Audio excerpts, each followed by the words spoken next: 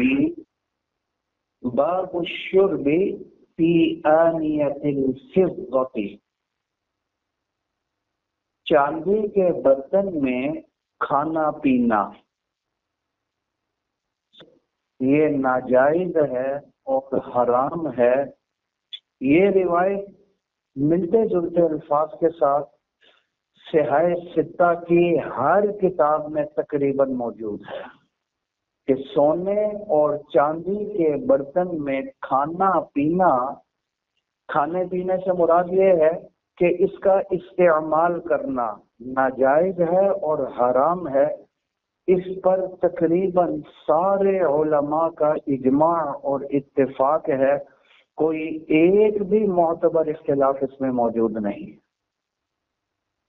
ठीक, खाना पीना, सुरमेदानी, उसका सुरमचू या वो जो सिलाई होती है वो सोने की होना, कुर्सी सोने की होना, चम्मच सोने की होना, प्लेट सोने, सब नाजायज है और हराम है और इसमें किसी एक का भी इख्तिलाफ नहीं।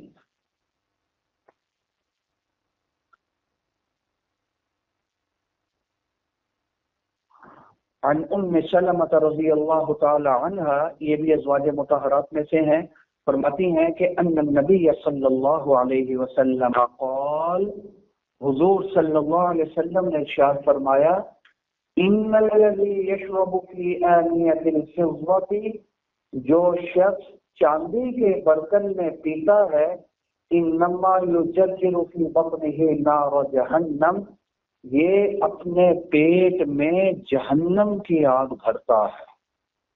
कैसी शदीद वईद है, और ऐसी शदीद वईद हराम ही के इर्तिकाब पर हो सकती है। और रिवायत भी बहुत मजबूत है, इसके बहुत सारे मुअय्यदात मौजूद हैं। बुखारी शरीफ, मुस्लिम शरीफ, सिहाह सित्ता की हर किताब में तकरीबन ये रिवायत मौजूद है। तो सबका इजमा और इत्तेफाक है, इस चांदी सोने के बर्तन में खाना पीना नाजायज है और हराम है। और इमाम मोहम्मद रहमतुल्लाह अलैह फरमाते हैं, वो भी हाज़ा नाक़ुल, ये हमारा माखज़ है, हम भी इसको हराम कहते हैं। युकरहु, नीचे क्या लिखा है, तहरीमन, मकरूह तहरीमी है, और मकरूह तहरीमी माना हराम है, क्योंकि गुनाह मकरूह तहरीमी और हराम दोनों का एक बराबर होता है। साथी का फोन आया, उसे पूरे खाना कैसा है, मैं कहा ये ना खाना, बिल्कुल ये हराम। कहना मकरूह है, मकरूह तहरीमी है या हराम है? भाई एक जितना गुनाह है, गुनाह में तो दोनों बराबर हैं। मकरूह तहरीमी के ऊपर अमल करना गोया हराम के ऊपर अमल करना है। वो दलील के एतबार से थोड़ा सा फर्क है कि कराहत तहरीमी वाली दलील जरा थोड़ी सी कमजोर होती है, हराम वाली उससे ऊपर हो जाती है, लेकिन गुनाह के एतबार से दोनों बराबर है। मकरूह तहरीमी है सोने चांदी के बर्तनों में खाना पीना, समझे। यही एक रिवायत वो जो हुजूर सल्लल्लाहु अलैहि वसल्लम के सहाबी हैं हजरत हुज़ैफा बिन यमान रज़ी अल्लाह तआला अन्हु, राज की बातें हुजूर सल्लल्लाहु अलैहि वसल्लम ने इन्हें बयान फरमाई थी। एक मर्तबा हजरत उमर फारूक रज़ी अल्लाह तआला अन्हु फरमाने लगे, क्या मुझे तो कोई मेरे बारे में तो कोई ऐसी कोई बात नहीं कि आपको तो मुनाफिकों के बारे में भी हुजूर सल्लल्लाहु अलैहि वसल्लम ने बतला दिया था, तो मेरे बारे में तो इस किस्म की कोई बात नहीं की। किससे पूछ रहे हैं? हजरत हुज़ैफा रज़ी अल्लाह तआला, ऊंचे दर्जे के सहाबी हैं। एक मर्तबा बैठे हुए थे तो जिक्र शुरू हो गया हुजूर सल्लल्लाहु अलैहि वसल्लम का।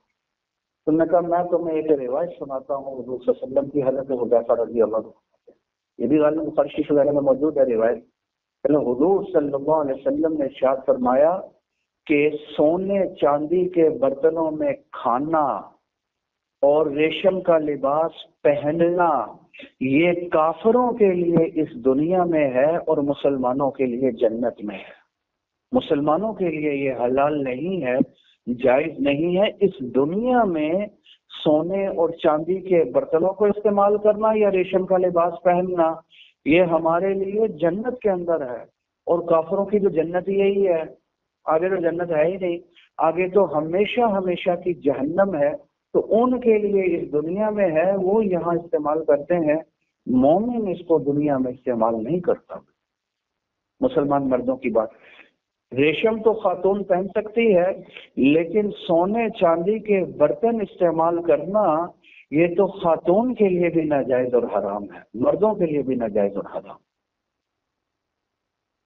وہ قول ابی حنیفہ، یہی امام صاحب رحمۃ اللہ علیہ کا قول ہے، والعامۃ من فقہائنا، اور تقریباً تمام فقہاء کا قول یہی ہے۔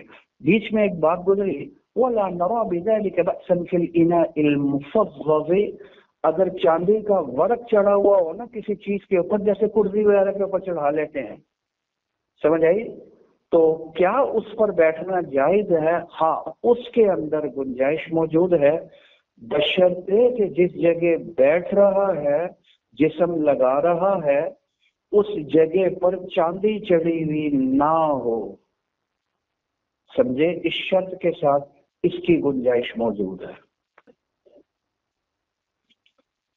وهو قول ابی حنیفہ والعامۃ۔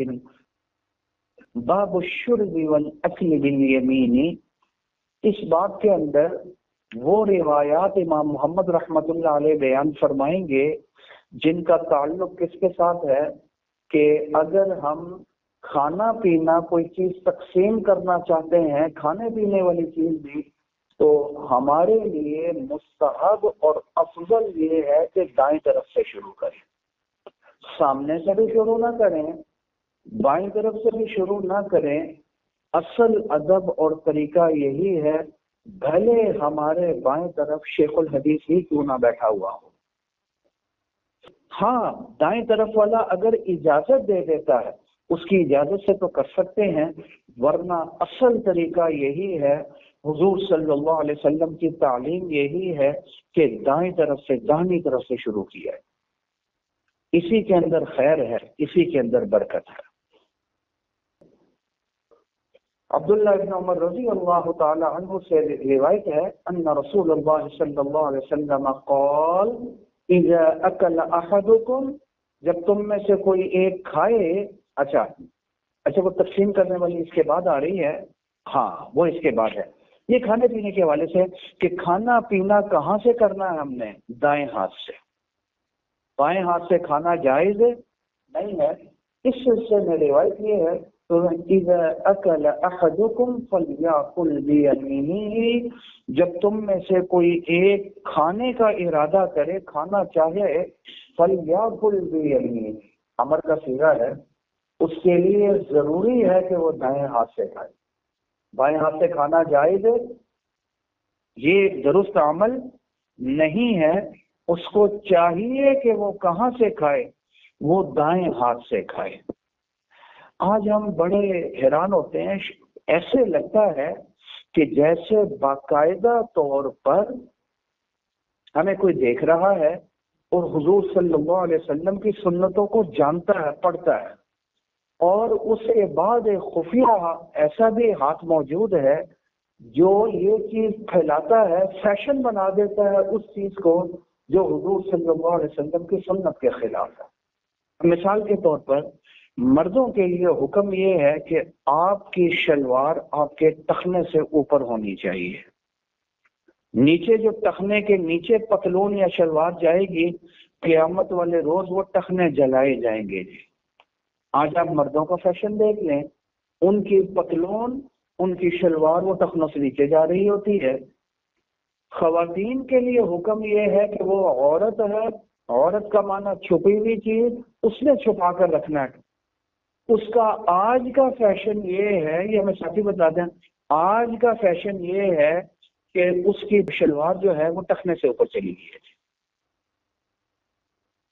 عجیب بات ہے، ہمارے بہت بڑی ہستی گزرے ہیں، یہ کراچی میں تھے، تنویر الحق تھانوی صاحب دامت برکاتہم کے والد تھے، مولانا شام الحق تھانوی صاحب رحمۃ اللہ علیہ، وہ ایک بات فرماتے تھے، کہتے ہیں یار عجیب بات ہے، حضور صلی اللہ علیہ وسلم کے کہنے پر تو ہم نے ٹخنا بھی ننگا نہ کیا، لیکن انگریز کے کہنے پر ہم نے گھٹنا بھی ننگا کر دیا اور نکر پہن لی، حالانکہ ٹخنا ننگا کرنا حرام ہے، ٹخنا تو سطر کا حصہ ہے۔ تو باقاعدہ ایسے فیشن، اب اسی طرح اب یہ کھانے پینے کا ہے نا، کھانے پینے میں اب کیا ہے کہ اب فیشن یہ ہے کہ آپ کے دائیں ہاتھ میں چمچ پکڑا دیا جی۔ آپ اکثر لوگوں کو دیکھیں گے، خاص طور پر جو ہوٹلوں میں کھا رہے ہوتے ہیں، میں تو غور کرتا ہوں، دائیں ہاتھ میں وہ کانٹا پکڑا دیا اور بائیں ہاتھ میں چمچ جی، اب وہ بائیں ہاتھ سے کھا رہے ہیں۔ یہ فیشن ہے جی آپ کا۔ پانی پی رہے ہیں، بہت سارے لوگوں کو دیکھیں گے کہ بائیں ہاتھ سے پی رہے ہیں، یہ فیشن بن چکا ہوا ہے آپ کا۔ اور حضور صلی اللہ علیہ وسلم کیا فرما رہے ہیں؟ فل یا کل، امر کا صیغہ ہے، اس کو چاہیے، اس کے لیے ضروری ہے کہ وہ کیا کرے، یہ دائیں ہاتھ سے کھائے، وَلْيَشْرَبْ بِيَمِينِهِ، اور دائیں ہاتھ سے ہی پینے والی چیز کو پیے۔ سمجھے؟ یہ روایت مسلم شریف کے اندر بھی موجود ہے اور یہی روایت ابو داؤد شریف کے اندر بھی موجود ہے، نیچے لکھا ہے حضرت نے، مسلم شریف میں بھی موجود ہے، ابو داؤد شریف میں بھی موجود ہے۔ بائیں ہاتھ سے کیوں نہ کھائے، دائیں ہاتھ سے کیوں کھائے؟ کیونکہ دایاں ہاتھ برکت والا ہاتھ ہے، سمجھے؟ حضور صلی اللہ علیہ وسلم فرماتے ہیں کہ فَإِنَّ الشَّيْطَانَ يَأْكُلُ بِشِمَالِهِ وَيَشْرَبُ بِشِمَالِهِ، شیطان اپنے بائیں ہاتھ سے کھاتا ہے اور بائیں ہاتھ سے پیتا ہے جی۔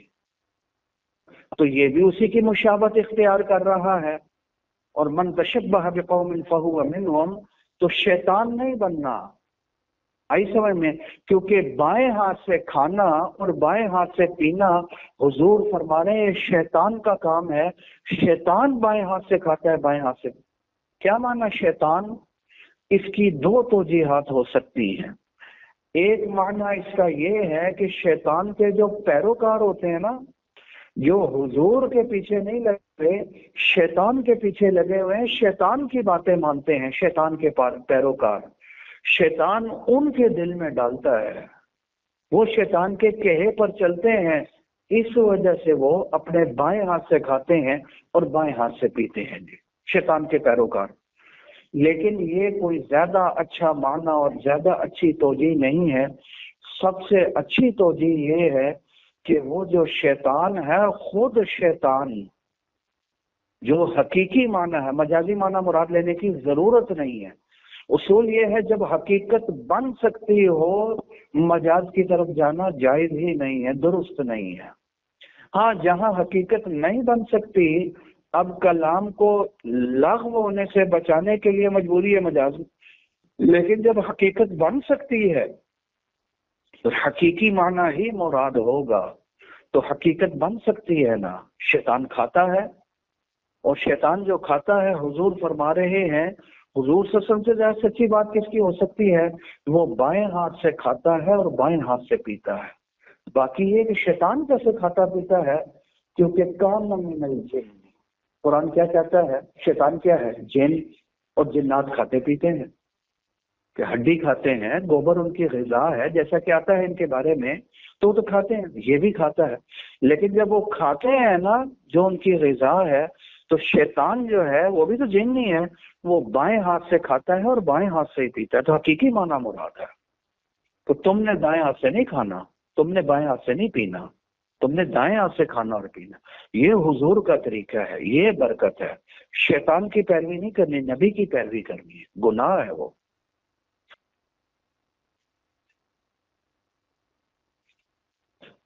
قال محمد وبه ناخذ لا ينبغي ان ياكل بشماله، یہاں بھی لا ينبغي، لا يجوز کے معنی جائز ہی نہیں ہے بائیں ہاتھ سے کھانا اور بائیں ہاتھ سے پینا، الا من علت، ہاں اگر کوئی عذر ہو، کوئی بیماری ہو، تو اس عذر کی وجہ سے تو بائیں ہاتھ سے کھا پی سکتا ہے، بغیر عذر کے ایسا نہیں کرنا چاہیے۔ آئی سمجھ میں؟ اچھا جی، میں یہ باب سمجھا تھا، یہ اب باب آ گیا۔ باب الرجل یشرب، آدمی ہے ایک چیز پیتا ہے، ثم يناول من عن بیمینہ، اس کے بعد عن یمینہ، اس کے بعد یہ اس کو تقسیم کرنا چاہتا ہے، تو کیسے تقسیم کرے؟ دائیں طرف سے شروع کرے، بائیں طرف سے اور سامنے سے شروع نہ کرے، مستحب یہی ہے۔ بائیں دے دے دائیں دے دے، گناہ تو نہیں ہے، منع نہیں ہے، لیکن برکت اور افضل یہ ہے کہ اپنے دائیں طرف سے شروع کرے۔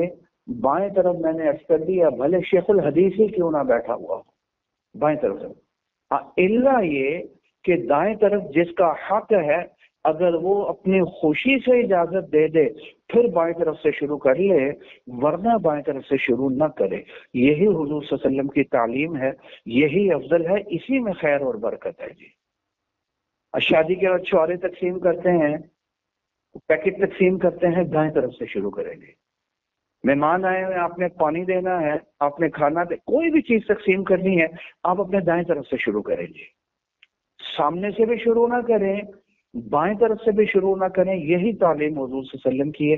اسی سلسلے میں روایات آ رہی ہیں۔ پہلی روایت دیکھ لیں، ان رسول اللہ صلی اللہ علیہ وسلم اتی بلبن قد شیب بماء، حضور صلی اللہ علیہ وسلم کے پاس دودھ لایا گیا جس میں پانی ملا ہوا تھا۔ یہ روایت حضرت انس رضی اللہ تعالی عنہ سے آ رہی ہے، اور حدیث کی دوسری کتابوں میں بھی موجود ہے۔ وہاں تفصیل ہے کہ حضور صلی اللہ علیہ وسلم حضرت انس ابن مالک رضی اللہ تعالی عنہ کے گھر میں تشریف فرما تھے، وہاں دودھ آیا جی، دودھ، اور ان کے گھر کے اندر ہی کنواں تھا، اس کنویں کا پانی اس میں مکس کیا گیا تھا۔ اس دور میں یہ سمجھا جاتا تھا کہ صرف دودھ جو ہے نا وہ صحت کے لیے کچھ زیادہ اچھا نہیں ہے، اس لیے وہ تھوڑا سا پانی بیچ میں مکس کر لیتے تھے جی۔ یہ نہیں کہ کوئی ملاوٹ شدہ دودھ آ گیا، کوئی دھوکے والا دودھ آ گیا جیسے پانی، تو حضور صلی اللہ علیہ وسلم کے سامنے پیش کر رہے ہیں، صحابی پیش کر رہے ہیں، تو کیسے ملاوٹ والی چیز اور دھوکے والی چیز پیش کر سکتے ہیں؟ تو تصور بھی نہیں ہو سکتا اس چیز کا۔ سمجھ آ رہی ہے؟ اس شبے کا جواب دے دیا میں نے آپ کو، ٹھیک ہے نا؟ اور یہی جواب حضرت شیخ الاسلام دامت برکاتہ العالیہ نے بھی دیا ہے، جو میں نے آپ کے سامنے نقل کر دی ہے۔ وہ ہوا یہ کہ اب حضور صلی اللہ علیہ وسلم تھوڑا سا پانی پی لیا، وعن یمینہ اعرابی، آپ کے دائیں طرف ایک دیہاتی بیٹھا ہوا تھا جی، اور بائیں طرف حضرت ابوبکر صدیق رضی اللہ تعالی عنہ بیٹھے ہوئے تھے۔ اور حضرت ابوبکر صدیق رضی اللہ تعالی عنہ کیسی ہستی ہیں؟ ہمارا یہ عقیدہ ہے کہ نبیوں کے بعد سب سے بڑی ہستی اگر اس کائنات میں کوئی ہے، انبیاء کے بعد انسانوں میں سب سے بڑی ہستی اگر کوئی ہے تو حضرت ابوبکر صدیق رضی اللہ تعالی عنہ کی، یہ ہمارا عقیدہ ہے۔ میں نے کہا نا بھلے شیخ الحدیث چھوڑے، حضرت ابوبکر صدیق رضی اللہ عنہ بائیں طرف، اور دائیں طرف دیہاتی بیٹھا ہوا تھا، تو آپ صلی اللہ علیہ وسلم نے کیا کیا؟ فشربا، پہلے دودھ پیا، ثم اعطى الاعرابی، پھر کیا کر دیا؟ پہلے اس دیہاتی کو دیا، اس کے بعد باری آئے تو بکر صدیق بن۔ بخاری شریف کی روایت میں ہے کہ حضرت عمر فاروق رضی اللہ تعالی عنہ بھی اسی مجلس میں بیٹھے ہوئے تھے، تو ان کو یہ خدشہ ہوا کہ حضور صلی اللہ علیہ وسلم دیہاتی کو دے دیں گے، وہ بول پڑے، انہوں نے کہا پہلے تو بکر صدیق رضی اللہ عنہ کو دے۔ حضور صلی اللہ علیہ وسلم نے ان کی بات نہ سنی دی، پہلے دیہاتی کو دیا، اور اس کے بعد کیا ہوا؟ جب باری آئی تو بکر صدیق رضی اللہ تعالی عنہ کی، تو پھر ان کو ملا جی۔ تو ہمیں سبق دے دیا کہ افضل، سنت اور برکت اور خیر یہ ہے کہ جب کوئی چیز تقسیم کریں، جب کوئی معاملہ کریں، دائیں طرف سے کریں۔ یہی وجہ ہے کہ مسلمان جب چلتا ہے تو اس کو تعلیم کیا ہے کہ وہ راستے کی دائیں طرف سے چلے گی، چلنا بھی دائیں طرف، سرما لگانا ہے دائیں طرف سے شروع کرو، کنگھی کرنی ہے دائیں طرف سے شروع کرو، تیل لگانا ہے دائیں طرف سے۔ یہ ہمیں تعلیم دے دی نا کہ دائیں طرف جو ہے یہ برکت والی ہے، یہ افضل ہے، یہ سنت ہے، یہ مستحب۔ آئی سمجھ؟ اب وہ شیخ الحدیث کیا ابوبکر صدیق رضی اللہ تعالیٰ بیٹھے، ان کو نہیں دیا، اور ساتھ کیا فرمایا؟ حضرت عمر نے فرمایا تھا دے دیں، عمر نے الایمن فالایمن، اس پر زبر بھی پڑھ سکتے ہیں، پیش بھی پڑھ سکتے ہیں۔ اگر آپ پیش پڑھیں تو یہ مبتدا ہے اور اس کی خبر محذوف ہے، الایمن احق، دائیں والا زیادہ حق رکھتا ہے، اس لیے اس کو پہلے دو جی، دائیں طرف سے شروع کرنا چاہیے۔ اور دوسرا الایمن الایمن اعط الایمن، دائیں طرف دو. سمجھ آ رہی ہے نا؟ اس کا مفعول بھی بن سکتا ہے، دونوں صورتیں صحیح ہو سکتی ہیں. یہ حضور صلی اللہ علیہ وسلم نے ارشاد فرمائے. قال محمد وبه ناخذ، اسی طرح دوسری روایت میں کہ حضور صلی اللہ علیہ وسلم کے پاس کوئی پینے کی چیز لائی گئی، حضور نے پیا، اور آپ کے دائیں طرف ایک لڑکا تھا، چھوٹا سا لڑکا. نیچے کیا لکھا ہوا ہے؟ غلام صغیر لم یبلغ مبلغ الرجال، معنی بالغ نہیں ہوا تھا، نابالغ بچہ تھا وہ تھا. اور بائیں طرف بڑے بڑے اشیاخ اور بڑے بڑے مشائخ بیٹھے ہوئے تھے، بڑے بڑے بزرگ بیٹھے ہوئے تھے. دائیں طرف ایک بچہ بیٹھا ہوا تھا. تو فقال للغلام، حضور صلی اللہ علیہ وسلم نے فرمایا اس بچے سے، اب یہاں بچہ ہے اور وہاں بڑے بڑے اکابر بیٹھے ہوئے ہیں، تو اب ادھر دیں یا ادھر دیں؟ تو ترتیب تو یہ بنتی ہے کہ پہلے بچے کو بعد میں ان کو. تو حضور صلی اللہ علیہ وسلم نے بچے سے اجازت لی. یہ ہمارے لیے سبق ہے نا، اجازت لی کہ بیٹا حق تو تیرا ہے، اگر تو کہتا ہے تو پھر میں بائیں طرف سے شروع کرتا ہوں، ورنہ حق تیرا ہے.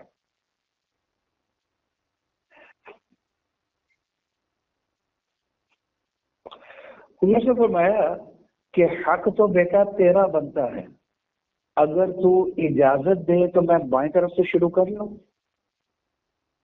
تو وہ بچہ کہنے لگا، انہوں نے کہا جی بات یہ ہے کہ اگر تو آپ کے جھوٹے کے علاوہ کوئی اور چیز ہوتی تو شاید میں ان لوگوں کو اپنے اوپر ترجیح دے دیتا، لیکن اب بات ہے آپ کے جھوٹے کی، اس کو چھوڑنے والا میں نہیں، اس پر میں کسی کو ترجیح نہیں دوں گا، میں ہی پیوں گا جی. اور پھر اسی کو دیا حضور صلی اللہ علیہ وسلم.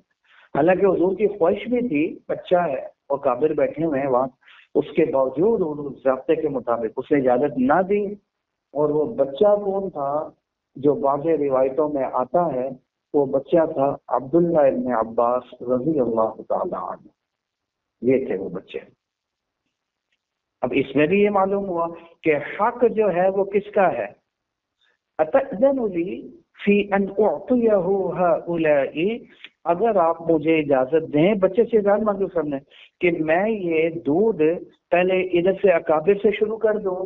فقال اللہ، مگر نہیں، واللہ خدا کی قسم، لا اوثر بنصیبی منک احدا، آپ کا جو بچا ہوا ہے، جو آپ کا جھوٹا ہے، اس میں کسی ایک کو بھی اپنے اوپر ترجیح نہیں دوں گا، میں ہی پہلے پیوں گا. اس بچے نے جواب دیا جی. قال فتلہ رسول اللہ صلی اللہ علیہ وسلم اے اعطاہ، حضور صلی اللہ علیہ وسلم نے وہ برتن اس بچے کے ہاتھ میں پکڑا دیا اور انہوں نے ہی پہلے پیا. اور وہ کون تھے؟ عبداللہ ابن عباس.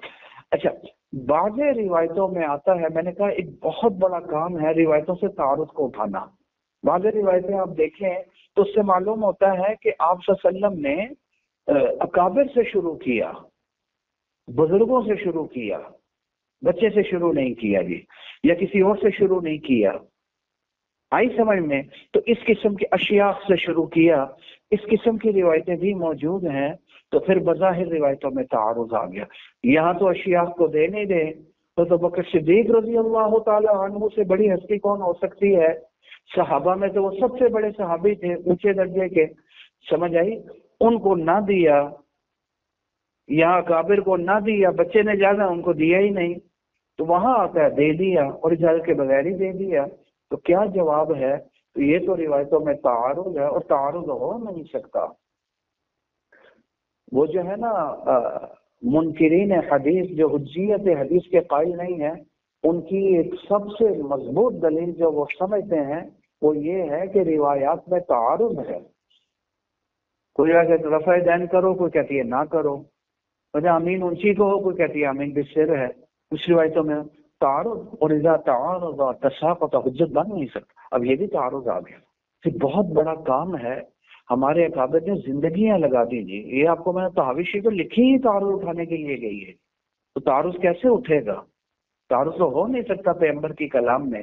تو اس کا جواب علماء نے یہ دیا، یہ اس صورت میں ہوا تھا جب حضور صلی اللہ علیہ وسلم کی دائیں طرف کوئی بھی نہیں بیٹھا تھا، سارے سامنے بیٹھے ہوئے تھے. نہیں سر، جب سارے سامنے بیٹھے ہوئے ہوں پھر مرضی ہے، بلکہ بہتر یہ ہے کہ پھر جو اکابر ہوں، بڑے لوگ ہوں، ان سے شروع کر لیا جائے جی۔ شیخ الحدیث بیٹھا ہوا ہے کوئی اونچے درجے کی حیثیت، پھر اس سے شروع کر لیا جائے، یہ زیادہ افضل اور بہتر۔ جبکہ سارے سامنے بیٹھے ہوئے ہوں، دائیں طرف کوئی بھی نہ بیٹھا ہو۔ اور یہ جو حضور صلی اللہ علیہ وسلم نے ترتیب فرمائی تھی، یہ اس صورت میں تھی جب دائیں طرف کوئی نہیں بیٹھا ہوا تھا۔ اب ان روایتوں میں بھی اور ان روایتوں میں کسی قسم کا کوئی تعارض نہیں ہے۔ وہ روایتیں بھی صحیح ستہ میں موجود ہیں کہ وہاں سے شروع کر لیا جی، اکابر سے شروع کر لیا۔ تو جواب کیا ہے؟ جواب میں نے آپ کے سامنے عرض کر دیا کہ یہ تعارض بظاہر دیکھنے میں تعارض لگتا ہے، حقیقت میں کوئی تعارض نہیں ہے۔ اور یہ جو میں بات ذکر کر رہا ہوں، یہ روایت ہے جو عبداللہ ابن عباس رضی اللہ تعالی عنہ سے مروی ہے، اور اس کی سند بھی بالکل صحیح ہے، روایت بالکل صحیح ہے۔ کہتے ہیں حضور صلی اللہ علیہ وسلم جب شروع فرماتے تھے تو ابدؤوا بالکبرى، تو حضور نے فرمایا کہ بڑوں سے شروع کرو جی۔ نہیں سمجھ یہاں کبرا یہاں تو آئے ہی نہیں۔ کہتے یہ اس صورت پر محمول ہے جب سارے سامنے بیٹھے ہوئے ہوں، کوئی بھی دائیں طرف بیٹھا ہوا، فمحمول على ما اذا لم يكن على جهة يمينه احد بل كانوا كلهم تلقاء وجهه مثلا، بلکہ سب کے سب سامنے بیٹھے ہوئے ہوں۔ تعارض اٹھ گیا ہے نہیں اٹھا؟ دونوں روایتوں پر عمل ہو گیا جی۔ یہی امام صاحب رحمۃ اللہ علیہ کو اور مولانا بندہ صاحب رحمۃ اللہ علیہ فرماتے تھے، اتنا پیار ہے روایتوں سے کہ آخری حد تک کوشش کرتے ہیں کہ ایک ایک روایت پر عمل ہو جائے، کوئی روایت چھوٹنے نہ پائے۔ امام صاحب رحمۃ اللہ علیہ اتنا پیار ہے، اسی لیے وہ مطلب بھی ایسا بیان کرتے ہیں جو ساری روایتوں کو جمع کرنے والا ہوتا ہے۔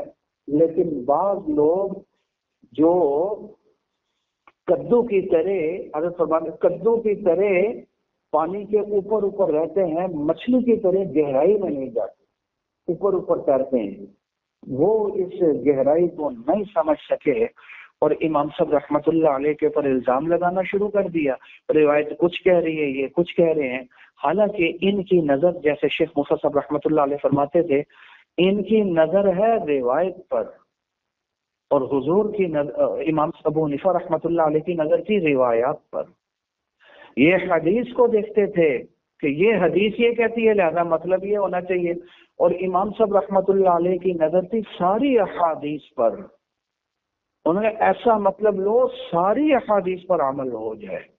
تو حضرت کا اگلا جملہ یہ تھا، اسی لیے ہم اہل حدیث نہیں بلکہ ہم اہل احادیث ہیں، ہم ساری حدیثوں پر عمل کرنے والے ہیں، اس پر بھی نظر، اس پر بھی نظر جی۔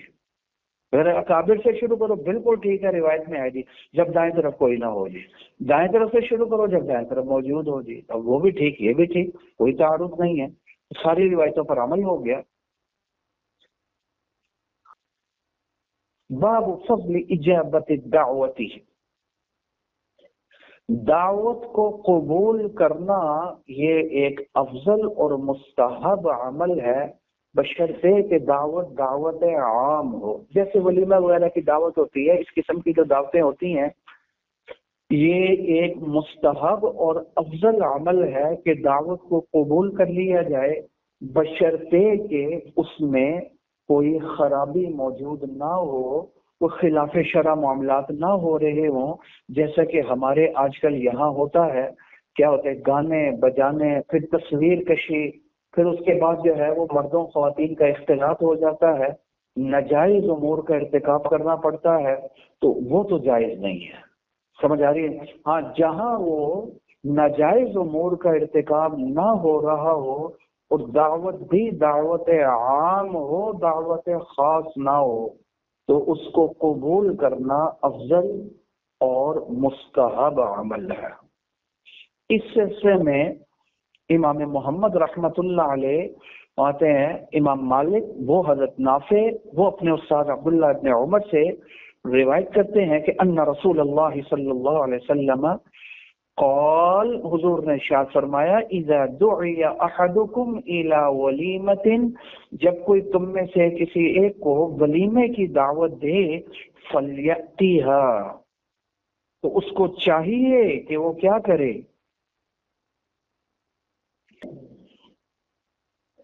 اور بعض روایتوں میں موجود ہے، مسلم شریف کی روایت ہے اذا دعا احدکم اخو، جب کوئی اپنے بھائی کو دعوت دے، فلیجب، چاہے وہ ولیمے کی ہو یا کوئی اور دعوت ہو، دعوت عام ہو، اس کو چاہیے کہ وہ اس کو قبول کر لے گی، اس کو نہ چھوڑے گی، بلکہ اس کے آگے فَإِن كَانَ، اگر وہ روزے کی حالت میں ہے تو اس کو چاہیے کہ وہ، اگر وہ روزے کی حالت میں نہیں ہے تو اس کو چاہیے کھا پی لے آ کر، اور اگر روزے کی حالت میں ہے، روزہ نہیں توڑا جا سکتا، تو کم از کم برکت کی دعا ہی کر لے اس کے لیے، نہیں کہ جب کوئی عذر نہ ہو تو دعوت کو رد نہ کرے، افضل یہی ہے، سمجھے؟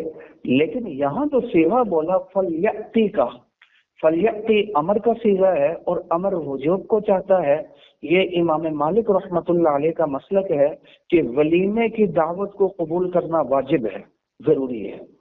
باقی تمام کی رائے یہ ہے، چاہے وہ دعوت ولیمے کی ہو یا اس کے علاوہ کوئی اور دعوت عام ہو، سمجھ آئی، اس کو قبول کرنا ایک مسنون عمل ہے، مستحب ہے، سنت ہے، لیکن چونکہ امر کے سیغے آ رہے ہیں، تاکیدیں آ رہی ہیں، تو سنت کے اندر ذرا تھوڑا سا پختگی کر لو، واجب کے نیچے رکھو اور سنت سے ذرا اوپر درجہ لے، عام سنت کی طرح نہیں، بلکہ اس کی تاکیدیں اور اس کی طرف حضور صلی اللہ علیہ وسلم نے بڑی ترغیب فرمائی ہے۔ یہ سنت موقدہ کا درجہ دے رہے، یعنی سنت سے ذرا اوپر لے کر چلے جاؤ، ان کا سیدھا فلیأتی امر کا سیدھا ہے، اس کو چاہیے وہ اس کو رد نہ کرے، وہ آئے، یہ حضور فرما رہے، تو سنت ہو گیا۔ آگے ابو انہ کان بئس الطعام، ہاں بہت ہی برا کھانا ہے ولیمے کا کھانا جس میں امیروں کو بلایا جائے اور مساکین کو چھوڑ دیا جائے، بہت ہی گھٹیا کھانا ہے، امیروں کو بلایا جائے اور غریبوں کو چھوڑ دیا جائے، نہیں سمجھ میں آئی؟ اس کی مذمت بیان فرمائی ہے کس نے؟ حضرت ابو ہریرہ رضی اللہ تعالی عنہ نے، اور بظاہر یہی ہے کہ حضور صلی اللہ علیہ وسلم سے سنا ہوگا تو بیان فرمائی ہے، تو کیوں؟ کیونکہ معاملہ اس کا عکس ہوتا تو بہتر تھا کہ غریبوں کو، جن بیچاروں کو کھانے کی ضرورت تھی ان کو کھانے پر بلانا چاہیے تھا، تو جن کو ضرورت تھی ان کو بلایا نہیں، اور جن کو ضرورت نہیں تھی ان کو بلا لیا، وہ تو غنی تھے، امیر تھے، وہ تو ویسے بھی کھا رہے تھے، وہ تو ویسے بھی کھا سکتے تھے، یہ بہت ہی برا کھانا ہے، سمجھ آئی؟ لہذا افضل یہ گناہ تو نہیں ہے، اگر کوئی بلا بھی لیتا، کوئی حرام نہیں کیا اس نے، لیکن یہ کوئی برکت والا کھانا نہیں، یہ افضل عمل نہیں، یہ حضور صلی اللہ علیہ وسلم کی تعلیم نہیں ہے، یہ خلاف مستحب عمل کیا ہے اس نے۔ ہمارے ہاں اکثر معاملات، اکثر شادیاں ایسے ہی ہو رہی ہوتی ہیں، آپ کے سامنے ہی ہیں، تو اس کے لیے یہ ایک قسم وعید فرما دی تاکہ لوگ اس خلاف مستحب عمل کو چھوڑ دیں، یہ کوئی اچھا کام نہیں ہے، آئی سمجھ میں؟ وَيُتْرَكُ وَمَن لَّمْ يَأْتِ الدَّعْوَةَ، ہاں جو دعوت کو قبول نہیں کرتا،